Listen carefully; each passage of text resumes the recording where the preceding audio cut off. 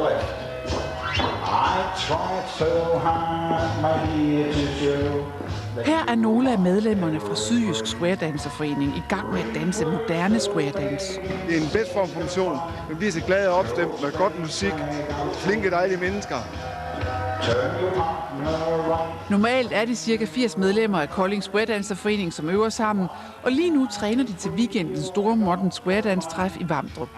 Her mødes ca. 300 dansere fra hele Danmark og Tyskland for at danse denne specielle version af square dance, nemlig moderne square dance. Square dance er egentlig en form for folkedanser fra forskellige lande i Europa, hvor lancé fra Frankrig nok er en af grundtingene i det. Og så har man lavet square dance Kålsene, og så er det som sagt ens over hele verden og på engelsk. Calls, ja, det er hvad caller Jan Nielsen laver. Han fortæller og synger alle de trin, danserne skal lave. Og det er det, som er det sjove ved Modern Square Dance, synes Bent Bisgaard. Vores caller, han bruger kålen, som han finder for godt, og vi skal så gøre, hvad han siger. Derfor er det vigtigt, at vi i vores øveaftener lægger kålen udenad, så det er for vores ryggrad.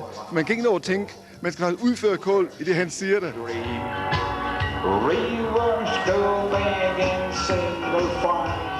Bent Bisgaard og holdet her er nogle af de øvede medlemmer og kan mange calls. Jeg er nok på 125-130 i øjeblikket, og skal omkring 150 løbet af vinteren her. Så mange kan jeg. Men de rigtig skrabe, de kan omkring 300 calls. Hvis du har lyst til at se mere til Modern Square Dance, så skal du bare møde op i Arena Syd i Vamdrup fredag mellem 6:30 og 10 og lørdag mellem